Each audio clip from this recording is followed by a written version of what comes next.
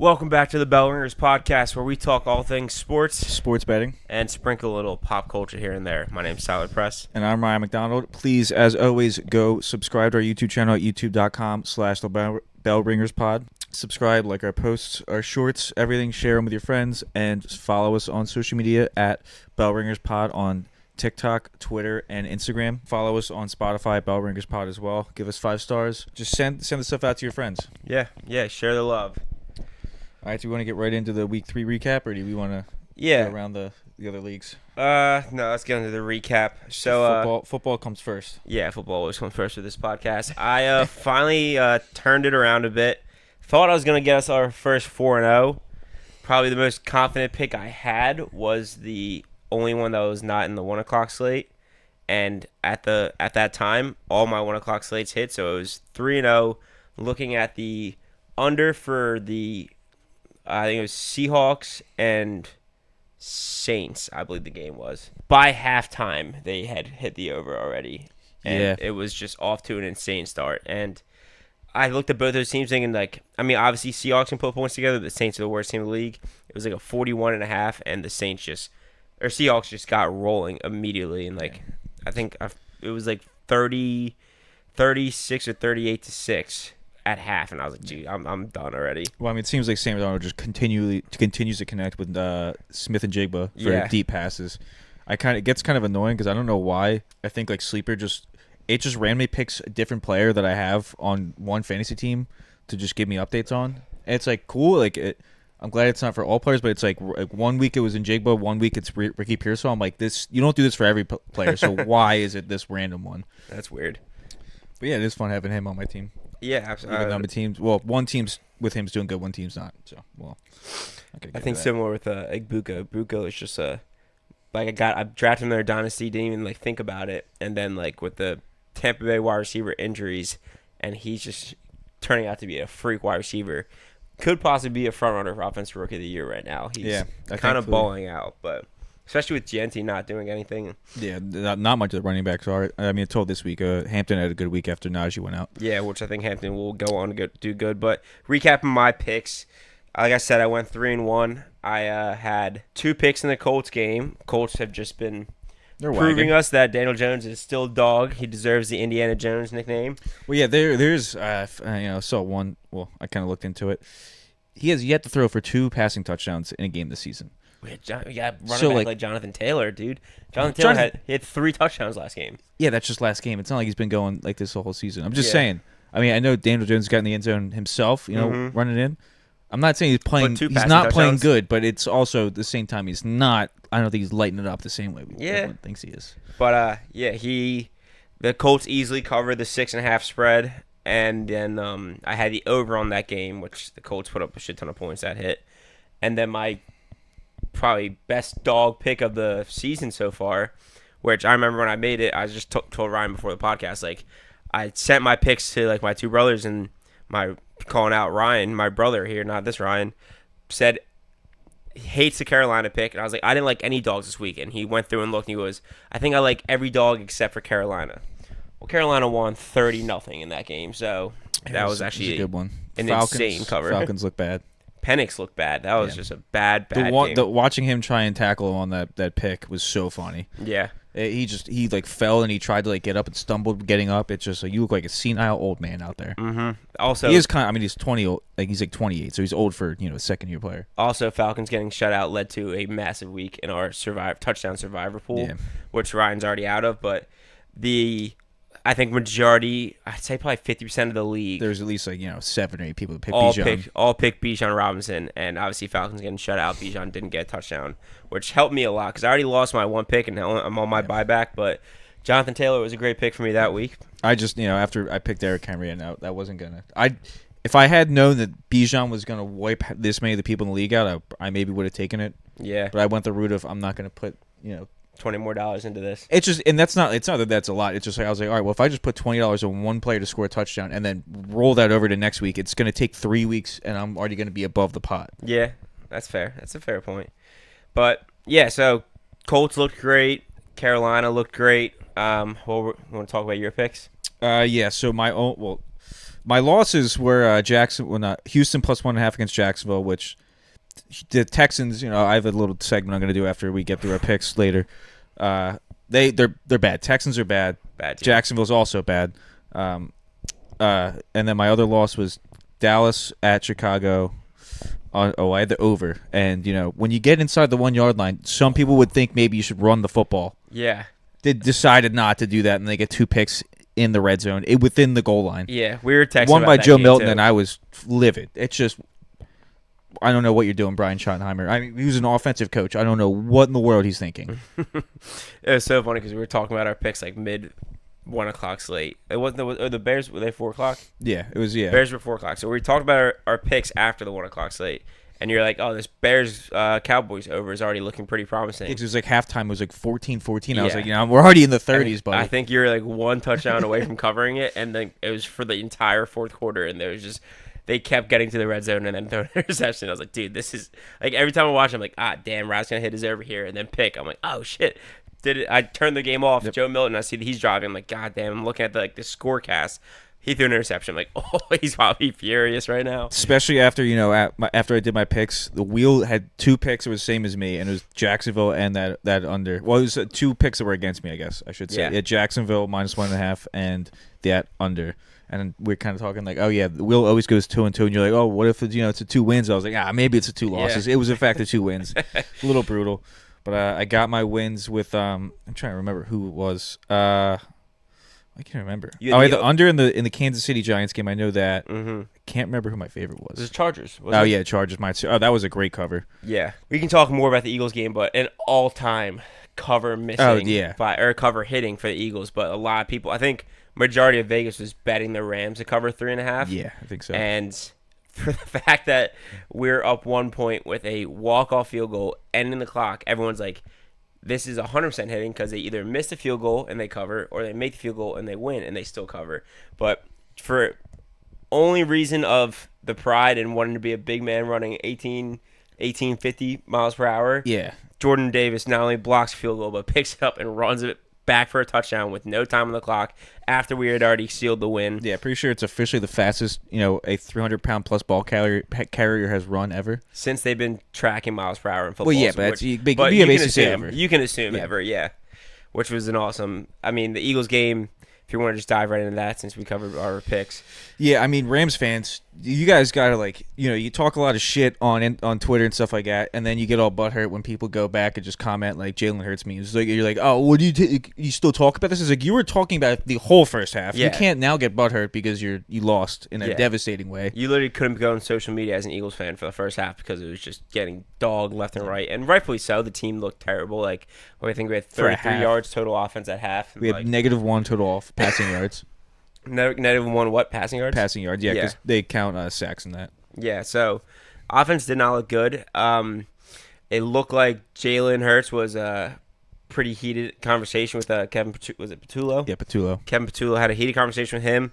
One stat I did see was in the first half, out of the offensive snaps, we audibled I think like 8% of the time, and in the second half they audibled 30% of the time. So one could say Jalen kind of took over the game and started making plays that he knew that A.J. Brown could get open for, which in the second half A.J. Brown then went off to, I think, get 100-something yards and a touchdown. It's hard to say also, because I imagine they have some audibles in that you're like, hey, if you see this coverage, audible to this. I imagine some are like that. I don't know how much they might have done at halftime or how much you really can do at halftime, where you're like, hey, on the tablet, hey, if you see this coverage, audible to this play. Yeah.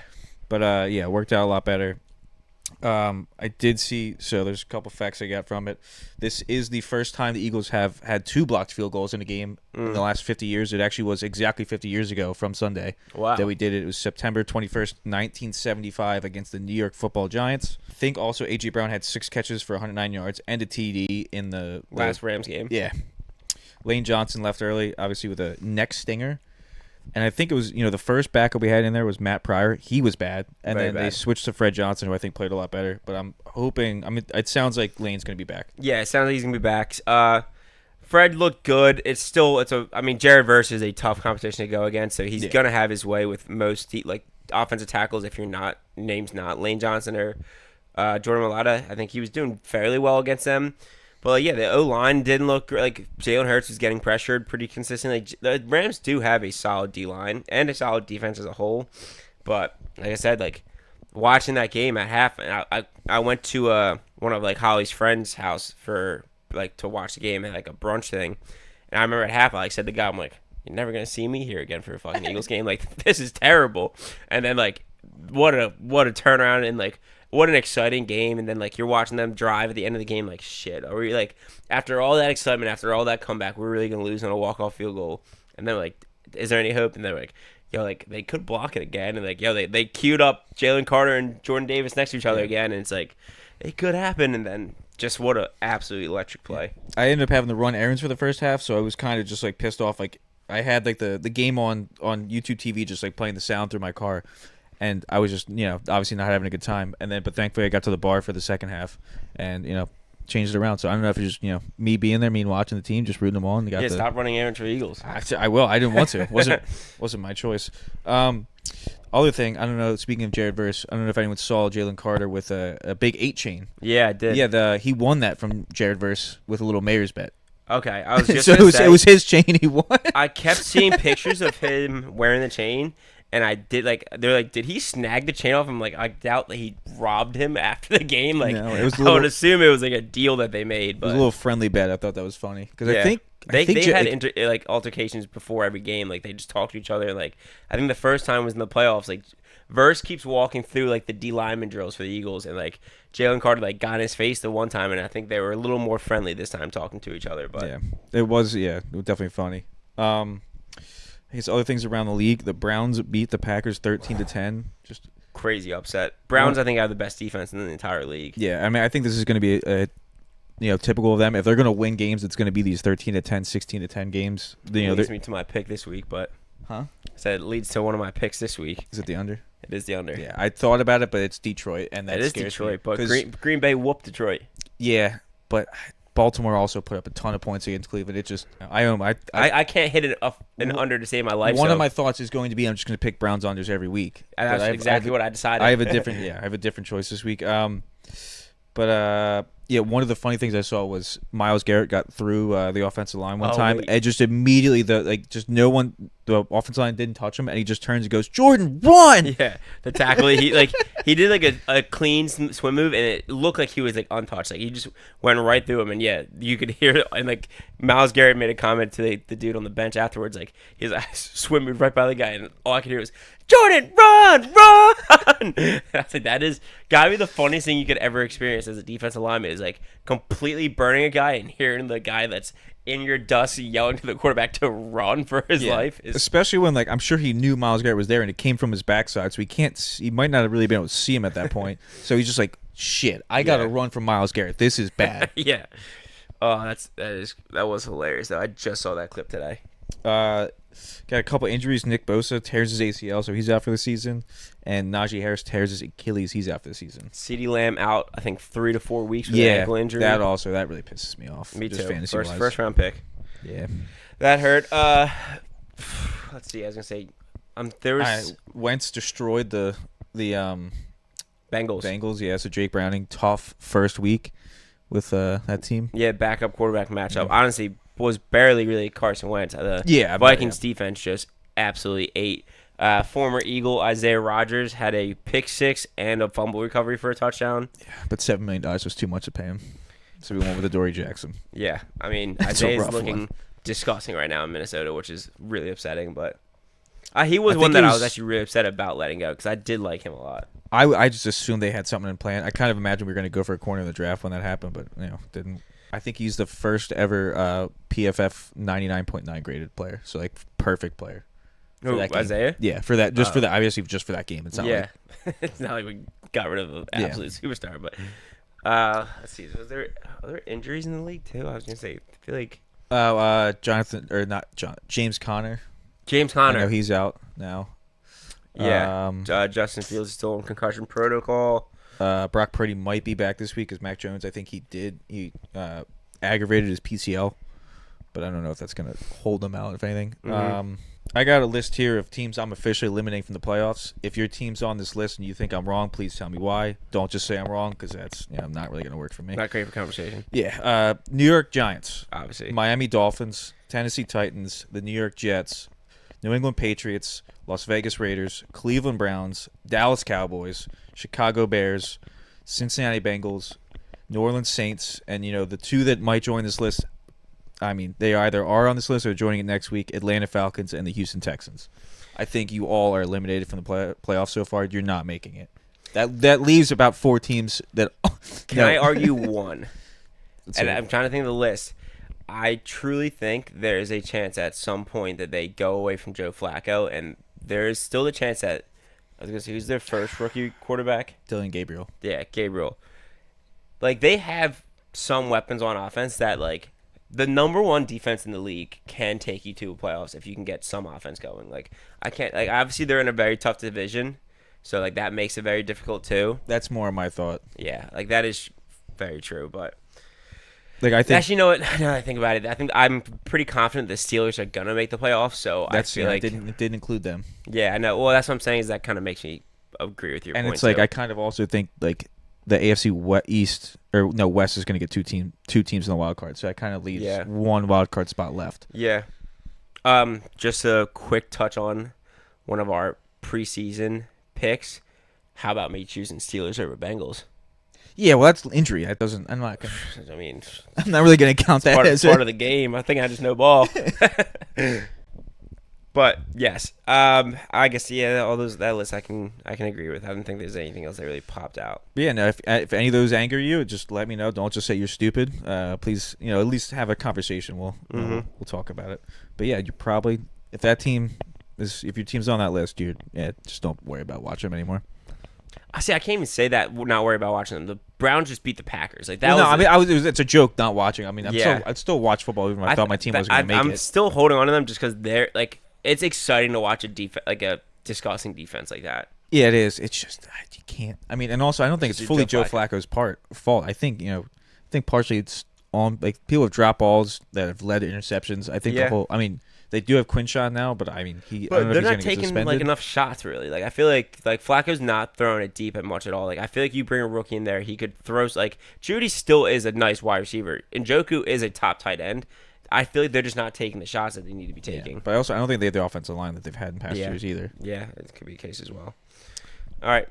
That goes through pretty much all the games I wanted to talk about. What's called Ravens-Lions was a really nice Yeah, it was a good one last night. The Derrick Henry has fumbled once in all 3 of his games, and the Bills and Detroit were both at pretty crucial moments that I think were turning points in the game that led them to losing, which is... Yeah. Is he washed?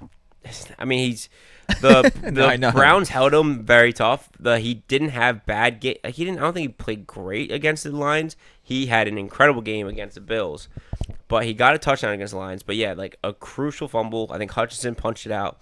It was like fourth quarter and got the Lions back the ball to go up. I think 2 possessions, and it's like fourth quarter going up 2 possessions. It's really hard to come back from. Yeah, I mean, some of the punch outs. I mean, people have definitely been way better at this year so far, even in college. I think they're kind of coaching that more on them. And sometimes a punch out, you can't really there's nothing you can do when someone gets a nice punch on it. Yeah, and it's not like he's running. I think he was trying to break loose. Yeah. So he doesn't have the ball tucked in. And I mean, even if you have it tucked into one arm, a good punch is still gonna knock it out. Well, that's part of literally running back drills is literally holding the ball tight and getting someone punching at you constantly.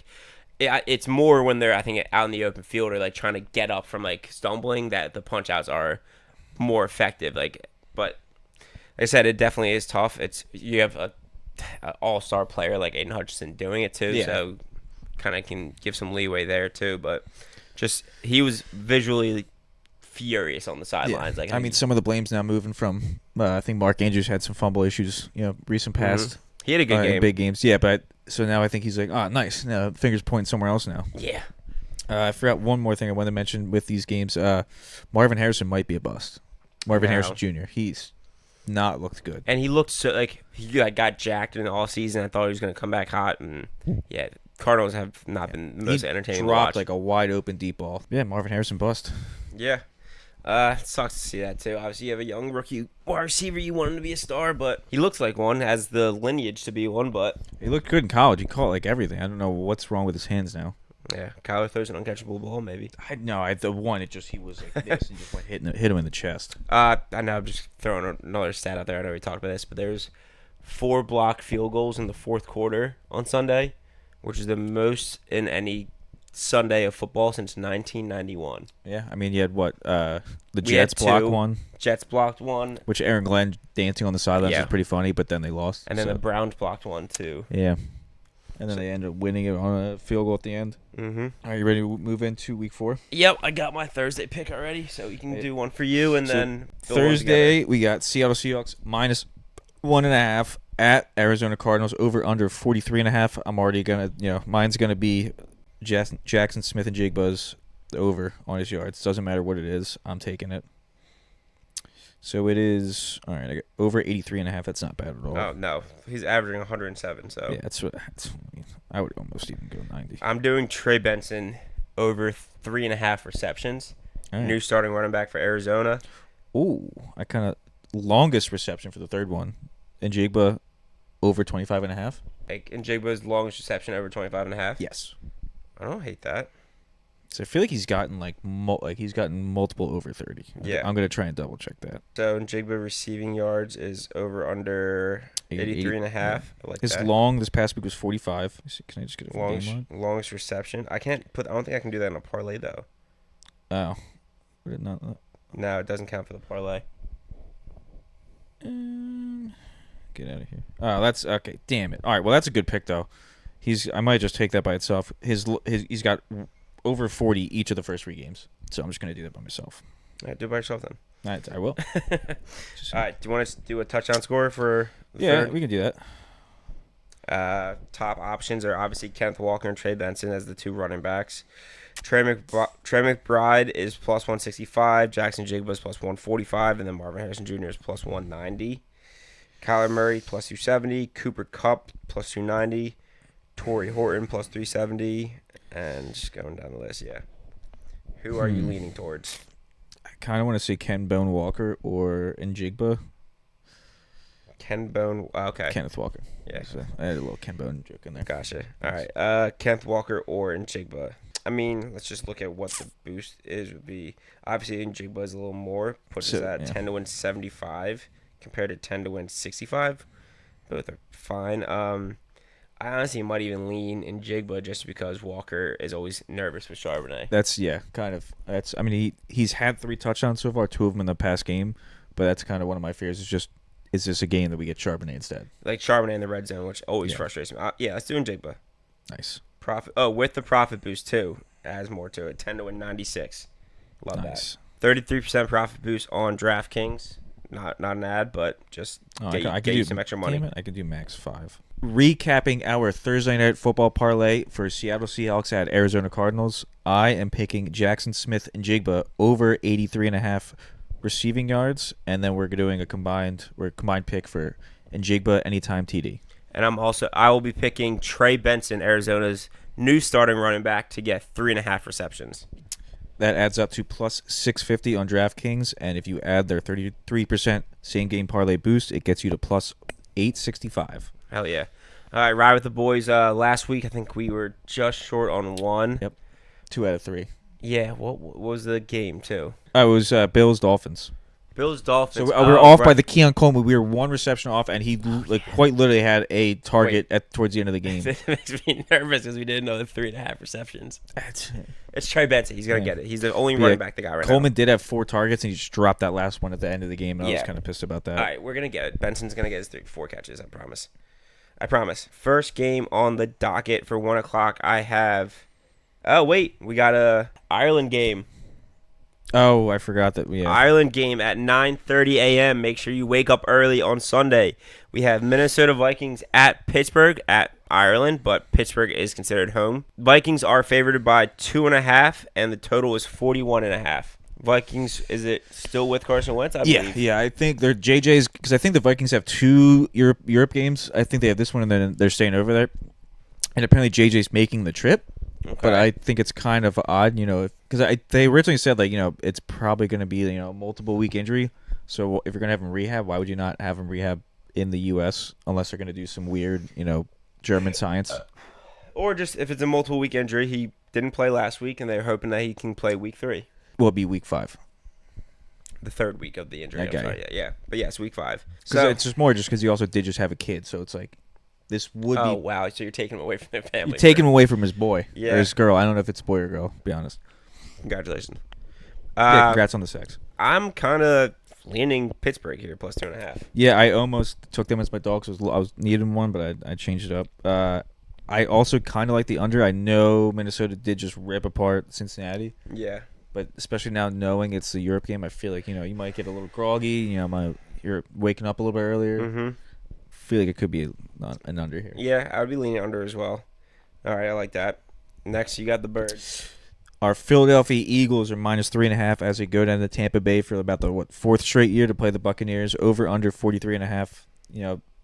Mentioned this before the podcast, but I feel like this is a scheduled loss for the Philadelphia Eagles. We go to Tampa Bay every year, and I feel like we will lose most of these games for some reason. They know Mike. I don't believe we're getting Mike Evans, but I think Godwin might be coming back.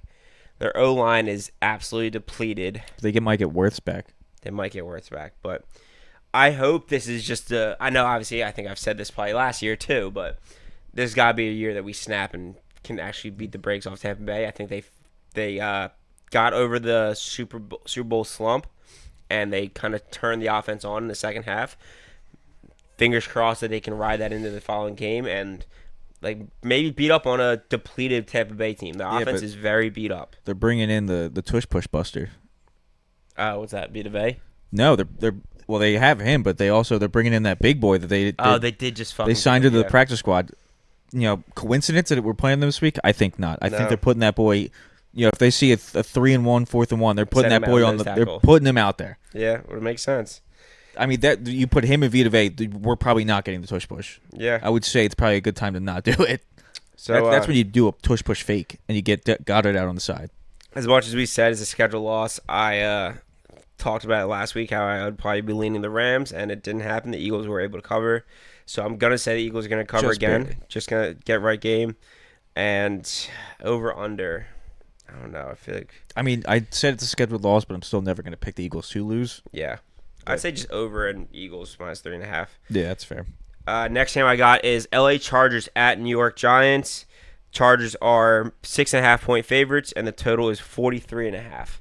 Yeah, I mean, I would ride with the Chargers here. They seem like they seem like a wagon at this point. I think I did ride with the Chargers, and I took the Chargers minus 6.5 in this game. All right. Jackson Dart will be starting going forward too. They're benching Russell Wilson. Yeah, I did. Which I kind of surprised me that they're starting him now because I think they have the Saints next week. It's like.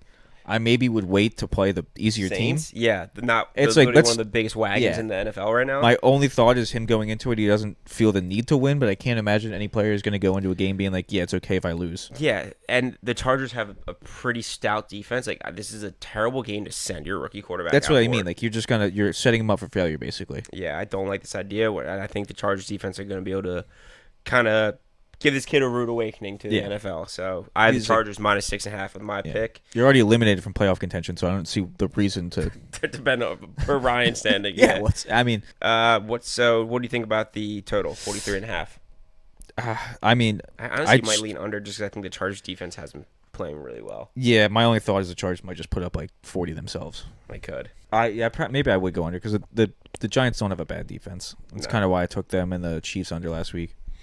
Which did hit. Yeah. Well, I mean, Chiefs have a great defense, too. I think it's a good pick. That's what I mean. So I think it's similar to that game, but the Chargers, I think, have a better offense right now than the Chiefs. Yeah, absolutely. Next. I got New Orleans Saints against the Buffalo Bills. Bills are minus 16.5 at home, over under 48.5. This is the biggest spread I've seen in a while. I don't know if you heard that correctly. 16.5. The Bills are favored by. Three scores. Mm-hmm. It's wild. Yeah, that is an insane spread. Tempting to take the Saints plus 16.5 just because it's such a big spread, and they are an NFL football team.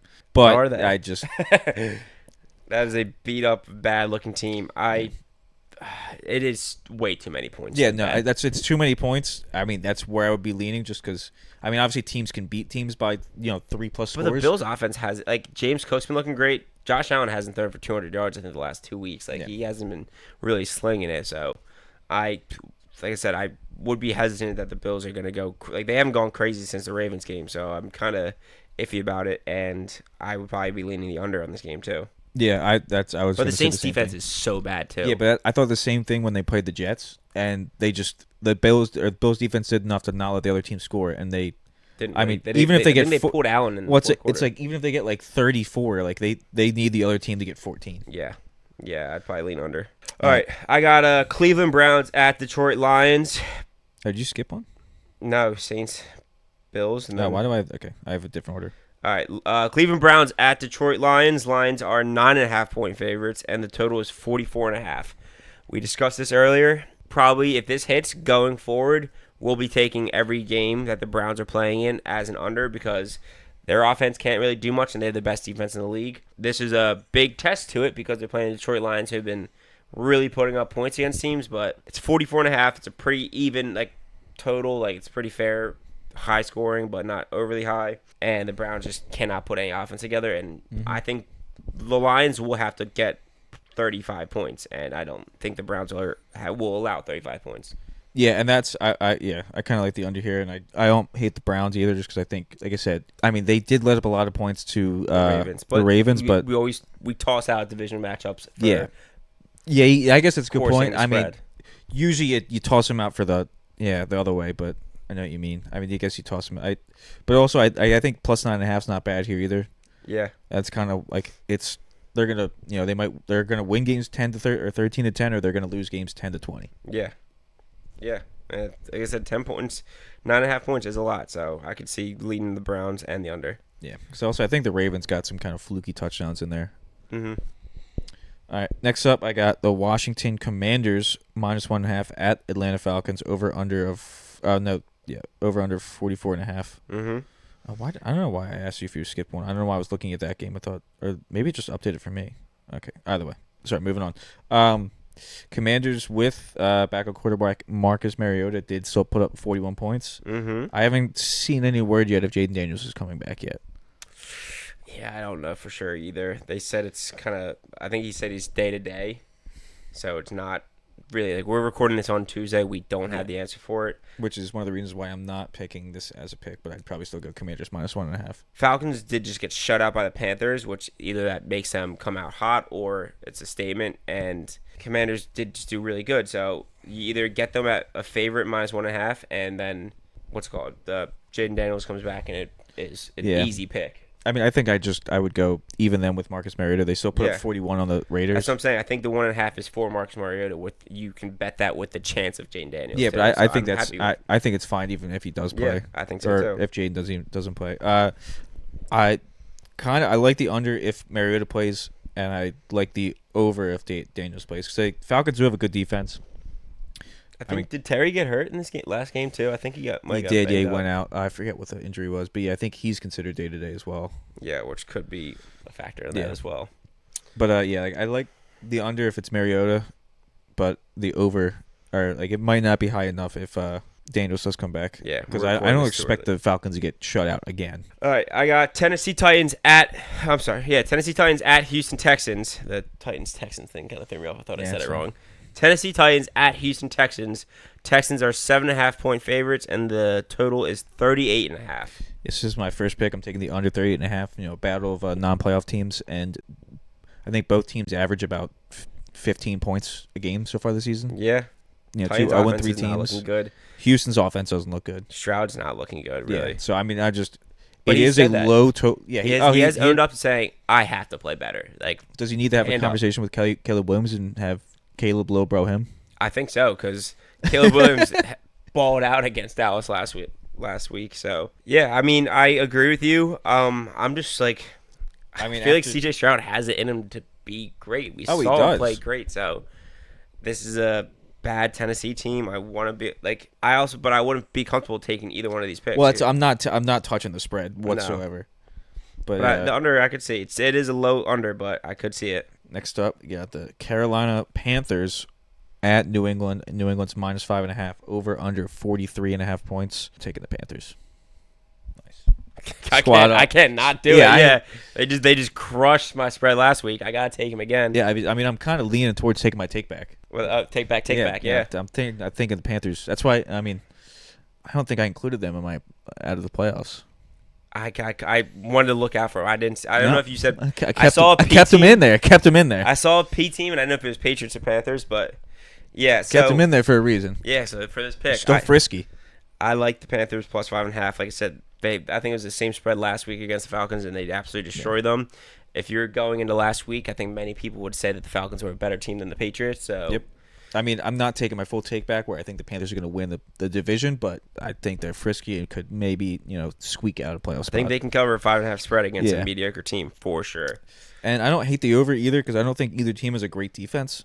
No. I mean, no, yeah, I think you're right. I would lean the over as well. All right.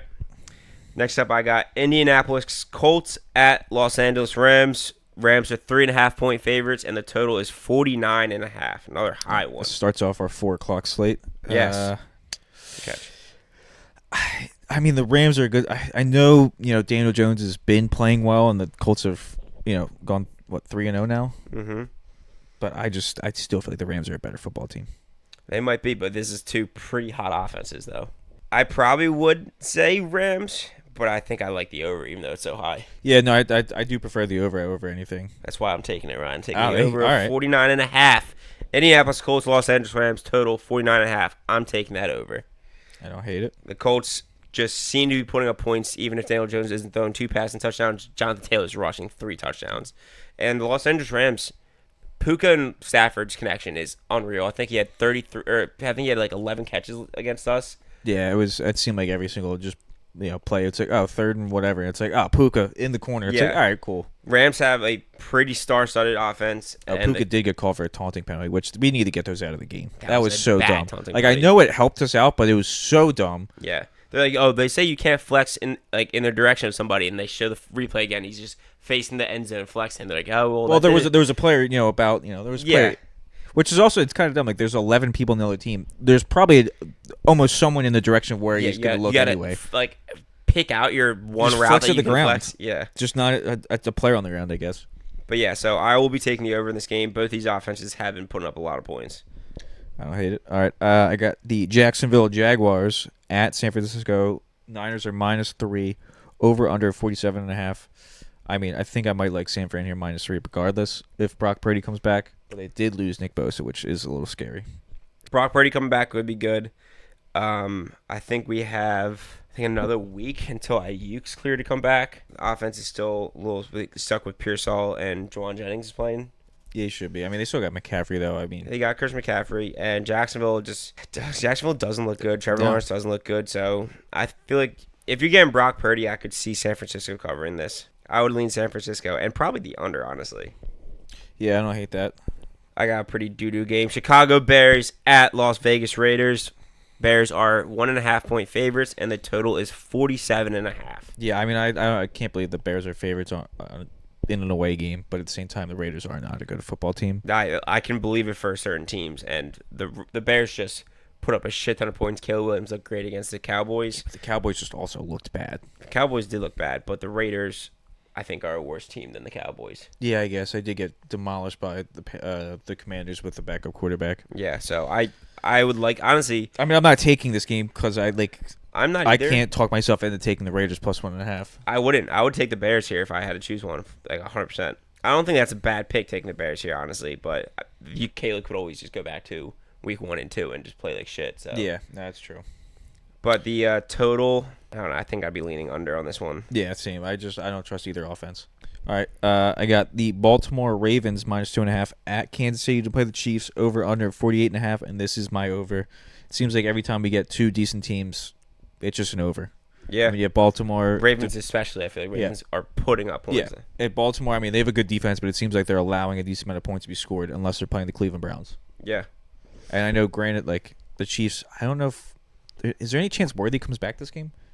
I don't know how bad it was just a dislocated shoulder. I can't imagine it would really be that long. Yeah, I think they said he might have been coming back to practice, but I don't know if he's 100% good to go. Okay. So he didn't hit the IR, so I wasn't sure if he'd be able to. Yeah, it just sucks. Like I said, it sucks. obviously we got to do this, but we're recording on Tuesday. Like there's certain players that you don't get till game time, and there's players you don't get till like the day before. So it could. We don't really have like the good practice, stuff out where it's like, hey, he participated limited or whatever. Yeah, but I mean, if I had to, I'd say you take Ravens -2.5 in the over on this game. Oh yeah, I'd definitely go Ravens. I think it's kind of crazy that it's a 2.5 point spread. Honestly. Yeah, I mean it is in Kansas City, and they play both tough. Both games are 1-2. Yeah, I mean but the Ravens have lost to the Bills and the Lions. I'm just saying it's a funny team. These two teams, you would tell me that the Ravens and the Chiefs were going to be 1-2 going into Week 4. Yeah, I mean, I wouldn't believe you. They're still in the playoff contention. They're still they got. They're not on your list. No, I can't. Chiefs. I thought about it. I thought about the Chiefs. All right, I got a big game here. It's a Sunday night game. Green Bay Packers at Dallas. I don't say it's a big game because it's going to be a great game. It's because Micah Parsons is getting his revenge, and the Cowboys look like shit. Gets his get back. Packers are 7-point favorites, and the total is 47.5. Yep. Got my last pick here. I'm taking the Packers -7. I like that. Because you tell me, like the Bears did that to the Cowboys, and you're like the Packers can't. Yeah, absolutely. And after losing to the Browns, they're coming out hot right now. So like you said, Micah's revenge game. Yeah, he's going to be heated. He's getting a couple sacks in there. I think this could be the most lock of the week. Honestly, right? I don't know why I didn't think of it, but yeah, I like them. Packers -7. I like honestly probably the over in this game too because the Dallas defense is abysmal.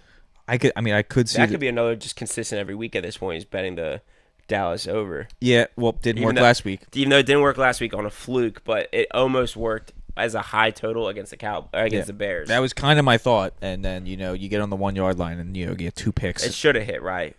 All the football gods were against you. That should have hit.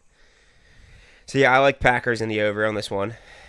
Yeah. Monday night. We got 2 Monday night games. First one up is the New York Football Jets at the Miami Dolphins -3, and the over/under is 45.5. Mm-hmm. Another team that they're home, but the Miami Dolphins being a favorite by 3 points is wild. Yeah. It's a divisional game, so I'm not touching it for the spread. Yeah. Kind of for that reason. I kind of think the Jets can win this game, though. I also don't like. Are we going to get Tyrod Taylor? Are we going to get Justin Fields? He hasn't been cleared yet to play. I don't think. Yeah, he's still in concussion protocol, so we don't know for sure. But it's not going to be a great game. But I think the Jets can cover 3. Dolphins' offense does not look good. Devon Achane looks good, but I talked to a Miami Dolphins fan today, and he said he wants everyone gone but Achane.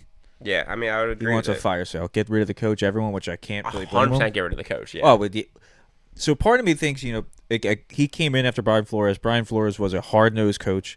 And I think there's a thing where, if you're playing for a hard coach and you're losing, and then you get, a coach that's a little bit more lenient and lets the players do what they want, I think they, kind of buy into that right away, and, they listen and they play well. And then as soon as they start losing, they just start dicking around, fucking off, and not listening, and you can never put that foot back down. And once you lose them, you can't put the foot back down and be like, we're taking away the ping pong table. Yeah. That's it. We're doing laps. They're just going to laugh at you. And also, if I'm on a losing football team, I don't want my coach going to press conferences making jokes and trying to be funny.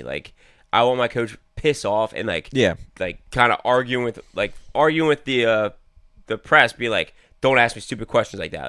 Like being mad, not just being Mike McCarthy. I think he just Well, I think that's the him walking around them stretching with the big T-shirt that's airbrushed from the Jersey Shore. Yeah.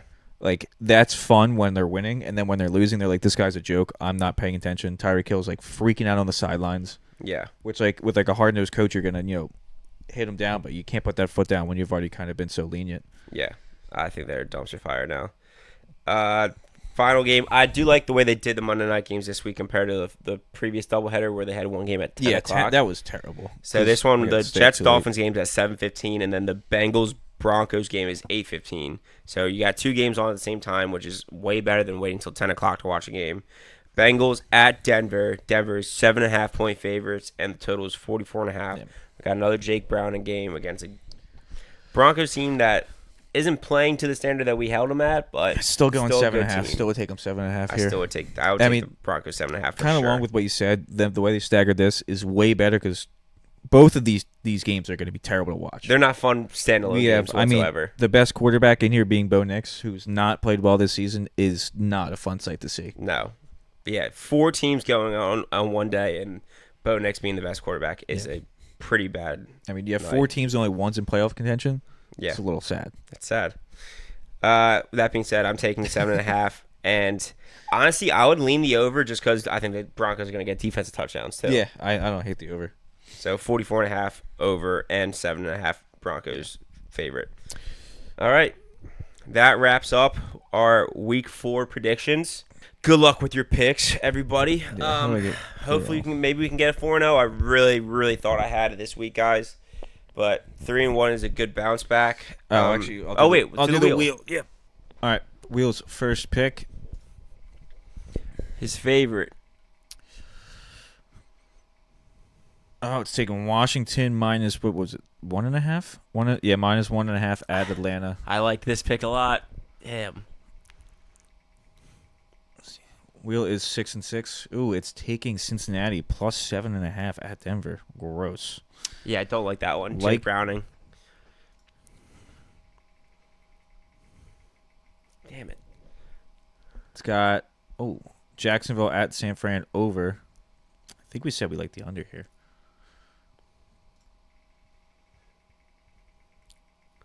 It was over 47.5, by the way, and I think it's dead. I'm gonna say that's in the middle. I'm gonna go again. Respin. Because I also don't want it to be against my pick again.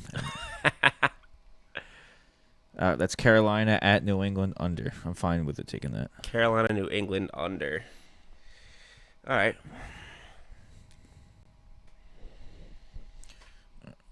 Get rid of that there. All right.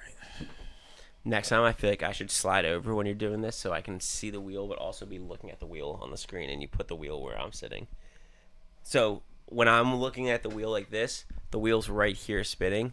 So I'm like looking away from the wheel, but like if you're watching the video, we should put the wheel where I'm sitting, and I'll sit there, so it looks like I'm watching the wheel spin. I got you. I was confused. I was like, well. Recapping our Week 4 NFL picks. To start, I have the LA Chargers as my favorite, minus 6.5 against the Giants. I have the Carolina Panthers again as my dog, plus 5.5 against the New England Patriots. My over is going to be Indianapolis Colts at LA Rams at 49.5. And my under is going to be Cleveland Browns at Detroit Lions, 44.5. My favorite is the Packers minus 7 at Dallas. My dog is Panthers plus 5.5 at New England. My over is Baltimore at Kansas City over 48.5. And my under is Tennessee at Houston under 38.5. And the wheel. Yeah, the wheel, it has the Commanders minus 1.5 at Atlanta. The Bengals plus 7.5 at Denver. The Jacksonville San Fran over 47.5. And the Panthers Patriots under 43.5. At this point, the wheel is going 50% and has probably did that for the majority of last season too. So take those wheels picks and pick 2 of them and see if you can get the right ones. I mean, that's the only advice I can give about the wheel pick, or bet my pick. I mean, I'm gonna go 4-0 first. Yeah, I got it too. I mean, him and I both have a 3-1 week. We also both have an 0-4 week that we started with, but that's gone now. Yeah, we almost both have a 1-3 week, but you did better. Yeah, that's why I'm in the lead. I'm in the by lead 1. I'm 5-7 and Ty's 4-8. Yep, we'll get it right. All right, I got some MLB news. So the ABS rule is officially coming to baseball next year. For those of you who don't remember what that is, it is the automatic ball strike. So if both teams are going to get 2 chances to do this in a game, if you're right, you get it back, kind of like the challenges. So what this is going to be, the pitcher, catcher, and batter all have a chance. If they disagree with the ball strike call, they get to tap their head. And the ump kind of gets, I think he just listens into a replay that takes about 10 seconds, and they will confirm or basically confirm his call or say you were wrong. And they'll quickly switch it. Is it like a challenge where if you get it right, you get it back? Yes. So you get 2 a game. If you get it right, you get it back. And I think you get 1 for every extra inning if they go to extra innings. Okay. But it's a quick one. Thankfully, Nick Castellanos swings at every ball, so he won't be able to complain and do it himself, because I am a little afraid of some batters taking it upon themselves to be like, no, that was definitely a ball, and tapping their head and then just being dead wrong. Yeah, I think pitchers are going to have an easier time seeing it because they just are looking dead on. But I think batters you're gonna see some guys be selfish. There's a lot of times you see. I mean, there are some blatant ones where the batter's like, "Dude, like you gotta be kidding me right now." Looking back at the umpire. Oh no, yeah, I know, but I think they would go for the call even on times when they don't necessarily get upset about it. Yeah, all right, I like that rule change though. I mean, also I think the minor league players are going to be minor league guys that come up are going to be better at it because they have been doing this for the past couple of years, and they have more experience with it. So I think they're going to have a better idea of what the strike zone is. Yeah. We got a couple playoff races in the MLB that are getting down to the wire because most teams only have about 6 games left to play. The Reds and the Mets are tied for the last wild card spot in the NL, but the Reds have the tiebreaker, so the Mets are currently out of the playoffs. I saw that apparently they've only made the playoffs 2 years in a row, twice in their lifetime. Whoa, that's actually crazy. It's either lifetime or the last bunch of years, which is wild. The D-backs are 1 game behind them, and then St. Louis and San Fran are both 3.5 games behind them for the last wild card spot in the NL. You have the Guardians and Astros tied for the last spot in the AL. Texas is the only closest team with 5 games back, so Texas is basically out. It's going to be the Guardians or the Astros. Guardians could still catch the Tigers because they're 1 game behind them for the division. Toronto is 2 games ahead of the Yankees for their division, so still got a tight race there. And then Houston is 3 games behind the Mariners, so you get 3 close divisional races in the AL, and then you got a really close divisional or wild card race in the NL. What's the NL number 1 seed race looking like right now? I think we're 2.5 games behind, but I will double check. It's kind of the Brewers game now. Yeah, I mean we can't. It's beyond us just winning out, which is the only tough thing. Yeah, we're 2.5 games behind. But are we all but locked in the 2? We're 4 games ahead of the Dodgers. So yeah, it's basically I think the magic number is 2. Oh, we need 2 more wins. Okay, cool. Second seed still gets a bye, correct? Yes, first and second seed get a bye, and then you have, the last divisional winner plays the worst wild card team, and then so on. Mm-hmm. And then the other two wild card teams play each other. Red October is fast approaching. It's a good time to be alive. Yeah. So I mean, once again, we might miss out on having any wild card games played in Philadelphia, but that's kind of a good thing. Yeah, that's what we want. Although when we have played the wild card games, we did better, but that's whatever. We're not thinking like that, right? Yeah, I can't. All right. Do you have any other sport news? Oh, I got college football. We do have the whiteout this weekend. Number 6 Oregon coming to 3 Penn State. It's gonna be a good one. Mm-hmm. That's exciting. Earliest of the year. And then I got a little bit of news. Number 13 Ole Miss plays number 4 LSU, and the reason why that's so significant is Lane Kiffin, head coach of Ole Miss. His daughter Landry Kiffin just announced a relationship with a LSU linebacker. Oh. She posted it on Instagram, and people are going nuts. She decided to post it this week? Yeah, it's surprising. They play this week, and she decided now to post it. That is a pretty wild. I mean, maybe she's trying to get ahead of, people posting her wearing LSU That's gear. a good... Yeah. You got to do, the half and half jersey, if anything. You can't just go full LSU. Yeah, I don't know. We'll see. She might rock. I don't know if she goes LSU. I don't know anything about it. I'd hope she goes LSU if she didn't just, DM a LSU linebacker. That's a good point. I'd hope. Yeah. I mean, I don't know who these girls are these days. That's it, right? Yeah, that's all I got. I think hockey's in preseason. We'll get into that soon, probably. NBA, I don't even want to touch it, but we will get into that. Yeah. 2 sports that Philly is not strong in. Can't wait for them to come back. At least we have hopes for the NHL. Yeah. Basketball, we're just, gross. All right. Well, that is our week episode for NFL Week 4. I hope you guys do good in your picks. Make sure you ride with us for our Thursday night parlay. Yes. We're going to hit one, guys. We hit them last year, so we're going to start hitting them. We're very close. We were half a reception away from hitting it last week. Yeah, so. We got down to just 1 miss and not 3 or 2. So we're getting better. This is the week that we're going to hit it. So what's the worst part was I think we hit the other one because it was James Cook and James Cook TD, so we hit that within a quarter and a half. Yeah, James Cook went off. All right. Thank you guys for watching. Good luck in your bets this week, and we'll see you next week. Yep. Peace out.